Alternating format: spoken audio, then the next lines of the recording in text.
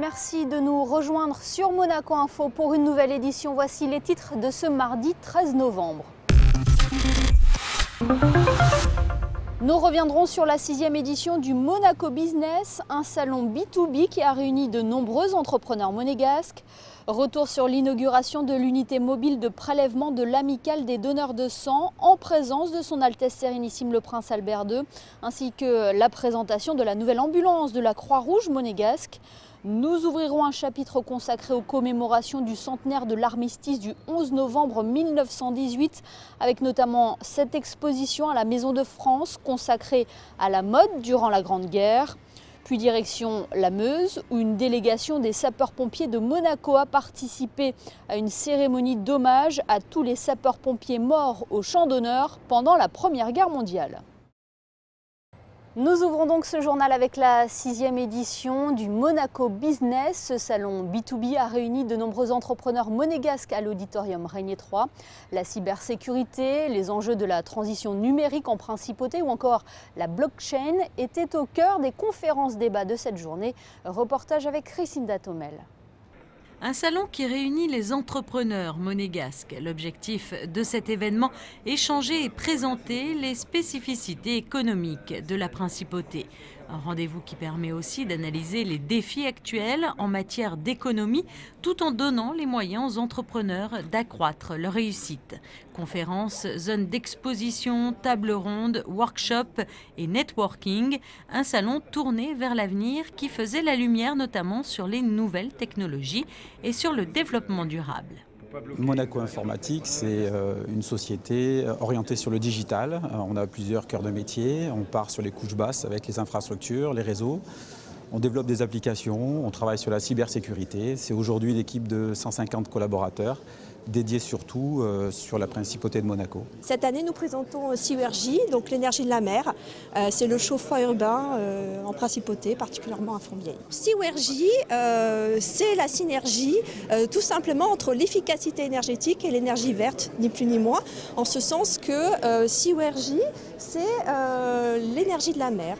Il faut savoir qu'à Monaco, la climatisation et le chauffage peut être issu de la mer, notamment côté Fontvieille. Un salon qui proposait une offre complète permettant d'améliorer, de développer et de promouvoir son entreprise en proposant un panel de thématiques. L'atelier, c'est le regroupement de 4 sociétés monégasques. C'est une initiative commune pour promouvoir chacun nos domaines de compétences et offrir à la clientèle monégasque les compétences clés qu'elles peuvent avoir dans leur société. Alors il y a le marketing, la communication, le service informatique et les ressources humaines et le management. À nous 4, on représente quand même les compétences clés qu'on peut retrouver dans une entreprise. Donc l'idée, c'est quand ils viennent ici, ils peuvent nous exprimer leurs problématiques qu'ils rencontrent au quotidien. Et par nos 4 expertises, en général, on arrive à couvrir assez bien l'ensemble de leurs besoins pour que justement ça puisse être transversal, puisque finalement tous nos domaines peuvent être liés. Et c'est vraiment ça qu'on veut leur apporter. C'est quelque chose de sur mesure, de cousu humain, comme on dit, où quand ils viennent, ils ont une problématique et pas simplement une question sur un sujet précis. Donc nous, on leur offre l'ensemble de nos compétences pour couvrir l'ensemble de leurs besoins. Et pour accompagner au mieux les professionnels et leurs salariés dans les différents défis, un accompagnement indispensable, le bien-être en entreprise. Le bien-être en entreprise, oui, c'est quelque chose d'assez nouveau et c'est un besoin réel des salariés et des dirigeants chefs d'entreprise. On a beaucoup de gens qui ont des burn-out, des problèmes de dos, qui sont en surcharge pondérale. Donc il faut leur proposer un moyen d'être mieux pour eux et aussi en entreprise, trouver un équilibre en travaillant sur la posture, l'ergonomie des bureaux, la lumière, l'anti-stress, comment se régénérer, se relaxer. Monaco Business regroupait les entreprises leaders sur leur secteur et les sociétés les plus dynamiques et innovantes d'aujourd'hui. Une 6e édition qui réunissait une quarantaine d'exposants pour près d'1 millier de visiteurs. Passons à toute autre chose à présent. L'amicale des donneurs de sang multiplie tout au long de l'année les actions afin d'inciter le plus grand nombre d'entre nous à donner. Et pour justement faciliter les collectes, une unité mobile a vu le jour il y a quelques temps. Elle vient d'être rénovée et présentée au Prince Souverain sur la place du Palais Princier, en même temps que la nouvelle ambulance de la Croix-Rouge monégasque. Le reportage de Sandrine Nègre et de Thomas Deus. Elle s'était absentée pendant quelques mois afin de se refaire une beauté. L'unité mobile de prélèvement du centre de transfusion sanguine et de l'amicale des donneurs de sang fait son retour. Elle était place du Palais le 13 novembre afin d'être inaugurée par le président de la Croix-Rouge monégasque, Son Altesse Sérénissime le Prince Albert II. La Croix-Rouge a financé la rénovation du véhicule. L'amicale des donneurs de sang, c'est une association qui fait la promotion du don du sang sous l'égide de la Croix-Rouge monégasque. Et vous savez qu'il y a une antenne fixe au centre hospitalier Princesse Grasse, et puis il y a une antenne mobile par l'intermédiaire de ce camion. Donc le camion, lui, pour le coup, a été entièrement rénové extérieurement. Esthétiquement, ça permet d'avoir une meilleure visibilité, et puis également à l'intérieur, tout l'équipement a été aussi rénové, permettant un meilleur accueil, un meilleur confort des gens qui vont venir faire don de leur sang. Donc tout ça pour essayer de diminuer les carences en sang. Nouveau fauteuil de prélèvement, nouveau visuel extérieur. Pendant la durée des travaux, les collectes de sang étaient réalisées au CHPG. Avis donc aux donneurs, l'unité de prélèvement mobile reprend ses collectes dans différents lieux sur le sol monégasque. À quelques mètres à peine, autre présentation, celle de cette toute nouvelle ambulance de la Croix-Rouge monégasque. C'est une ambulance qui vient remplacer le modèle existant qui datait un peu plus de 25 ans. Donc un modèle qui était un petit peu obsolète, aussi bien en termes d'équipements techniques et puis aussi d'équipements médicaux et de secourisme au sein de l'habitacle du véhicule. Donc première chose à dire, c'est que l'ancien véhicule va être fait en don à la Croix-Rouge du Burkina Faso et donc est en parfait état et va continuer une deuxième vie. Et puis nous, à Monaco, nous allons pouvoir bénéficier d'un véhicule tout neuf et répondant aux normes, permettant de transporter des patients ayant besoin d'une prise en charge médicale, donc même des patients lourds, donc permettant de les prendre en charge et de les conduire là où c'est nécessaire. Et qu'il s'agisse de rénovation ou de totale nouveauté, ces véhicules révèlent et symbolisent à eux deux le travail altruiste et toutes les actions très souvent bénévoles effectuées par la Croix-Rouge monégasque et l'amicale des donneurs de sang, mais pas seulement. Une amicale qui compte aujourd'hui plus de 1500 membres.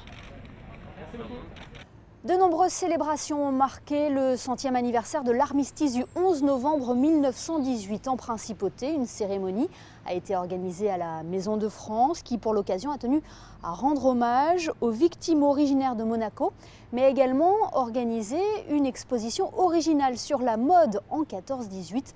Plus de détails avec Patricia Navarro, Marcel Arbona et Louis Borgia.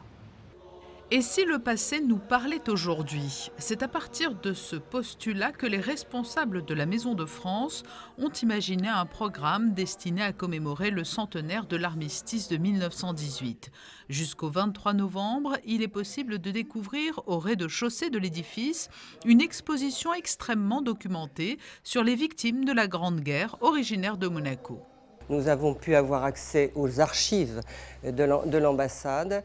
Et nous avons pu réaliser, à partir de notre monument aux morts, des noms qui figurent sur notre monument aux morts, un certain nombre de fiches portraits de poilus morts pour la France, mais qui figurent sur le monument aux morts de Monaco, parce qu'à un moment ou à un autre, ils ont eu un lien, soit professionnel, soit familial, avec Monaco. La Maison de France a souhaité coupler cet hommage à une exposition plus légère et originale portant sur la mode de l'époque de la Grande Guerre, une mode qui a bien évolué alors que l'on vivait une période dramatique. Alors on pourrait même en parler de 1870, déjà Paris avait été bombardé, donc les couturiers avaient créé des vêtements pour se protéger avec des renforts. Paris n'a pas été bombardé à la guerre 14-18. Par contre, l'armée qui a été beaucoup plus puissante, beaucoup plus longue, avec les tranchées qui ont duré 4 ans, a modernisé justement l'exploitation du denim et des couleurs de camouflage. La création, c'est pendant la guerre 14-18. On a aussi le masque à gaz, les innovations technologiques. On a aussi, on en parle peu, mais dans les maisons de couture à Paris, les greffes des midinettes qui ont justement en 1917 lutté pour avoir le samedi de congé, et c'est le début du week-end comme on l'entend maintenant. Avant, on travaillait du lundi au samedi. Donc il y a plein de choses qui sont passées pendant la Première Guerre mondiale dans la mode et qui ont impacté la société civile et plus largement aussi notre vie. Et pour appuyer son propos, Thierry Tessier a fait appel à de jeunes étudiants d'une école de mode en les invitant à créer des vêtements leur évoquant la période de la Première Guerre mondiale. On fait plein de choses dans les écoles et là c'était vraiment quelque chose de vraiment complètement différent avec un réel enjeu, réinterpréter quelque chose du passé. Donc c'est vraiment un défi qui m'a beaucoup plu et ça a germé en moi l'idée de tourner mes créations vers un hommage aux femmes qui étaient pendant la guerre, qui ont aidé à l'effort de guerre en fabriquant toutes les munitions. Il y a une première tenue où il y a une grenade qui enveloppe tout le corps de la femme, donc là c'est vraiment la grenade telle que. Et après il y a un deuxième look dont il y a juste le buste qui est une grenade et dont le pantalon est avec des couleurs chaudes. Et ça représente tout simplement l'explosion de la grenade. C'est une manière très soft et conceptuelle de l'évoquer. Et le pantalon a une particularité, c'est que c'est un pas de def. Et pour suggérer l'explosif qui part dans tous les sens, le bas du pas de def est éclaté. Des pièces d'époque côtoient également les créations de ces jeunes étudiants en mode, des témoignages aussi rares que précieux. Restons dans le thème des commémorations du centenaire de l'armistice du 11 novembre 1918. Quittons Monaco pour nous rendre dans la Meuse. Une cérémonie d'hommage à tous les sapeurs-pompiers morts au champ d'honneur pendant la Grande Guerre a eu lieu samedi près de Verdun. Alexandra Pagny et Thomas Deus ont suivi une délégation des sapeurs-pompiers de Monaco. C'est notre Focus Info du jour.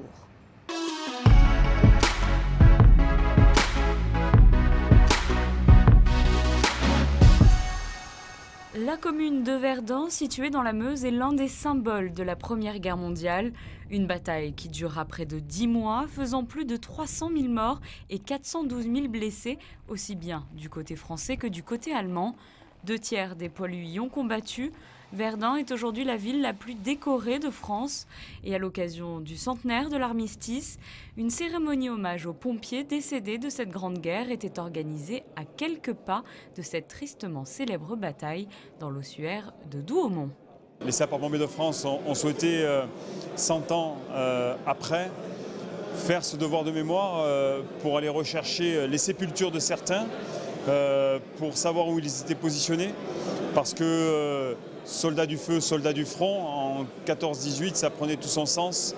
Et c'était aussi rappelé dans les unités opérationnelles aux 4 coins de notre beau pays, de se rappeler que certains, parfois même à l'âge de 15 ans, 17 ans, parce qu'il faut savoir que des sapeurs-pompiers ont triché sur leur âge pour pouvoir partir au front avec leurs pères et avec leurs aînés.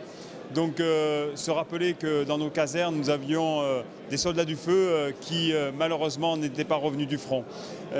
Et en cela, on se devait, 100 ans après, se rappeler, venir ici.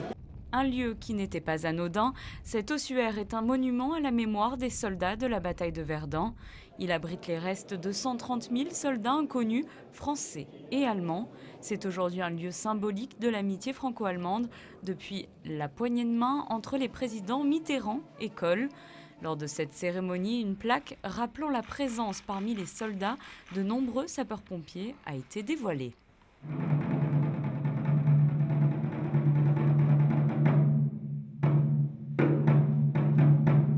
Allons enfants de la patrie, le jour de gloire est arrivé. Et pour honorer la mémoire de ces soldats du feu oubliés, outre cette plaque, un fastidieux travail long de 4 ans a été réalisé pour mettre à jour un registre offert ce jour-là au Mémorial de Verdun, mais également à la Bibliothèque nationale de France. Ce travail de mémoire a débuté grâce à un gros livre fait en 1924 par la Fédération nationale des pompiers de France, qui regroupait un peu plus de 6000 noms.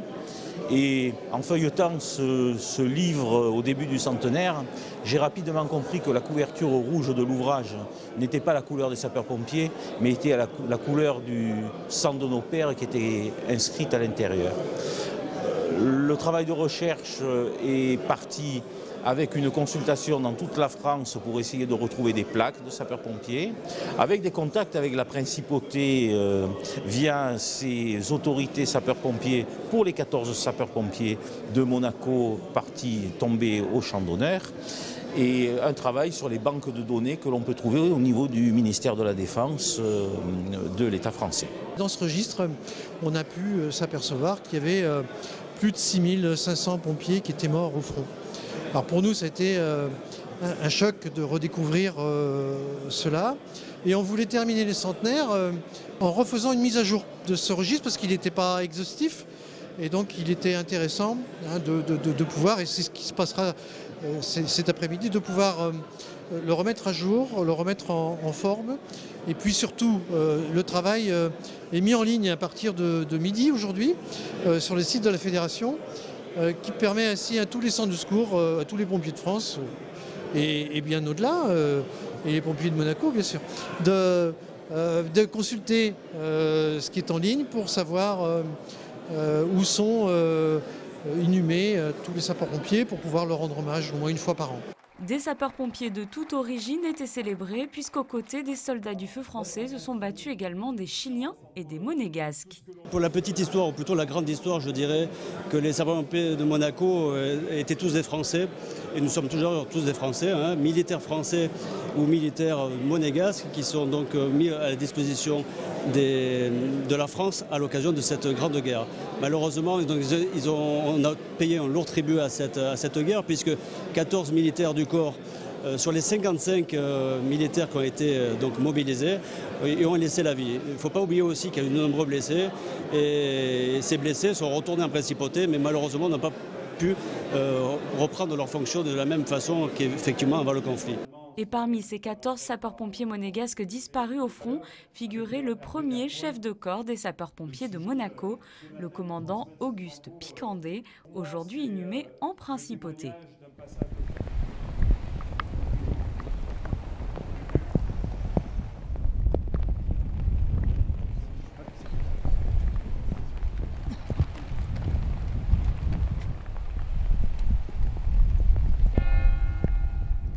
Lors de cet hommage, 68 jeunes sapeurs-pompiers ont fleuri les tombes où reposent des pompiers morts pour la France. Dans toute la France, les sapeurs-pompiers étaient invités à déposer un bleuet devant une tombe identifiée. Dans la Meuse, il existe 360 sépultures à fleurir. On m'avait prévenu que c'était impressionnant. Et effectivement, c'est impressionnant, l'ossuaire est impressionnant. Le temps, en plus, était de circonstance. Vous pouvez, je dirais, imaginer cette pluie qui, effectivement, venait en plus alourdir, la cérémonie. Oui, très belle cérémonie, je dirais, qui a permis notamment de rappeler un peu à tout le monde que, bien évidemment, ces 10 millions de morts, il y avait parmi eux 6500 sapeurs-pompiers qui ont quitté leur village pour venir combattre et qui malheureusement ont laissé leur vie. Je tenais effectivement à être présent auprès des sapeurs-pompiers du colonel Facio, puisque outre effectivement les 14 sapeurs-pompiers, il y a aussi 8 carabiniers du Prince qui sont aussi tombés au champ d'honneur. Et nous aurons l'occasion effectivement de leur rendre aussi un hommage lors de la fête nationale à la demande du prince souverain. Une célébration qui se poursuivra donc à l'occasion de la fête nationale monégasque le 19 novembre. Sur la place du Palais, le prince souverain rendra un hommage aux 14 pompiers et aux 8 carabiniers tombés au champ d'honneur. Le public pourra découvrir 22 militaires qui porteront le célèbre uniforme bleu-azur des poilus. Et la fête nationale monégasque sera à suivre en direct et en intégralité sur notre antenne à partir de 9h25 le lundi 19 novembre donc. Passons à présent aux prévisions météo pour les prochains jours. Mercredi, le temps risque d'être maussade avec des températures allant de 13 à 16 degrés. Jeudi, le ciel sera partagé entre nuages et apparition du soleil. Vendredi, pas de changement notable avec un mercure identique à la veille. Samedi, retour du soleil avec une maximale de 13 degrés. Et enfin dimanche, quelques nuages en prévision. Les températures seront de saison. Ce journal est à présent terminé. Merci de nous avoir suivis. Dans quelques instants, retrouvez les sorties cinéma de la semaine sélectionnées par José Sacré. À très bientôt sur Monaco Info.